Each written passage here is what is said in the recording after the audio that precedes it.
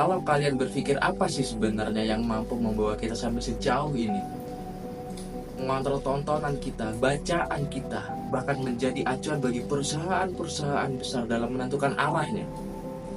Bersama saya Febriansyah Agung Tirta, kita akan bahas. Kita bakal ngomongin data.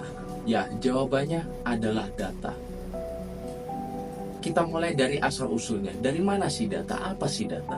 Pada dasarnya data adalah jejak dari kumpulan informasi berupa potongan-potongan angka, fakta, atau pengamatan yang kita kumpulkan. Nah, masalahnya nggak semua data bisa kita gunakan. Untuk data bisa kita gunakan, data harus memenuhi relevansi, akurasi, kelengkapan, dan konsistensi. Data bisa kita sajikan secara umum dalam 3 format. Yang pertama, secara terstruktur. Kedua, tidak terstruktur. Dan yang ketiga, semi terstruktur atau hampir terstruktur. Data terstruktur atau structured data adalah data yang ditampilkan dalam format yang terstruktur seperti pada tabel yang berisi baris dan kolom, atau sering kita lihat pada Microsoft Excel dan Google Spreadsheet. Kemudian data tidak terstruktur atau unstructured data sering kita lihat pada foto, video, dan audio, dan masih banyak lagi. Kemudian semi-structured data atau data yang hampir terstruktur sering kita lihat pada file berjenis XML dan JSON. Nah, kemudian dari mana sih data itu berasal? Tentunya kan nggak ujuk-ujuk ada. Yang pertama dari sumber internal. Kalau dilihat bahwa data itu diambil dari sumber internal, berarti data itu berasal dari ruang lingkup dalam. Yang berarti bahwa misal pada suatu perusahaan bisa berasal dari data transaksi, data karyawan, atau bahkan dari data kegiatan harian. Nah, kemudian bila data itu diambil dari sumber eksternal, artinya di luar dari ruang lingkup suatu perusahaan, data bisa diperoleh dari tren sosial media, laporan pasar, atau bahkan dari pemerintahan.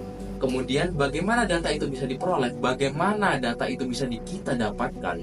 Secara umum terdapat 3 metode dalam mengumpulkan data, baik itu internal maupun eksternal. Yang pertama adalah survei, yang kedua adalah observasi, dan yang ketiga adalah eksperimen. Nah, terdapat 3 metode pengumpulan data, baik itu internal maupun eksternal. Nah, tetapi kita harus jeli atau teliti dalam memilih metode pengumpulan data yang tepat. Karena tidak semua data tepat menggunakan suatu metode. Kita harus tentukan apa tujuan kita, apa data yang kita butuhkan, kemudian apakah data itu sudah tersedia atau kita perlu mencari sendiri secara mandiri. Nah, kemudian setelah data terkumpul, tugas kita adalah menyelam lebih dalam, mencari informasi atau kisah yang tersembunyi di balik data tersebut. Inilah yang kita sebut sebagai eksplorasi data. Tetapi di sini masalahnya data ini masih mentah. Kita perlu membuat bagaimana data itu bisa bercerita, bagaimana data itu bisa menyampaikan apa yang ada di dalamnya. Maka disinilah kita membutuhkan seni visualisasi data. Ini adalah bagaimana kita menggambarkan, kita menceritakan data dalam bentuk visual. Nah, kemudian untuk melakukan semua ini kita membutuhkan tools atau alat. Beberapa di antaranya menggunakan Python library atau yang paling umum digunakan menggunakan Tableau. Nah, sekarang coba kita bayangin, kita baca sebuah buku yang tulisannya acak-acakan, banyak coretan, banyak yang tertinggal atau tidak tertulis. Kemudian tugas kita gimana supaya tulisan dalam buku itu bisa kita baca? Kita harus mencari informasi yang hilang, kita harus menyusun informasi dalam buku tersebut supaya bisa dipahami. Nah, disinilah pentingnya data cleaning atau membersihkan data. Jadi dari data yang kecil sampai data yang besar, baik itu diperlukan untuk diri kita sendiri atau bahkan perusahaan dalam menentukan arahnya, melalui proses yang lumayan panjang. Semoga apa yang saya sampaikan pada video ini dapat menginspirasi dan memberikan pemahaman baru. Nah, jika kalian suka pada video ini, jangan lupa subscribe dan like, share ke teman kalian. Kalau ada kritik dan saran silahkan tulis di kolom komentar.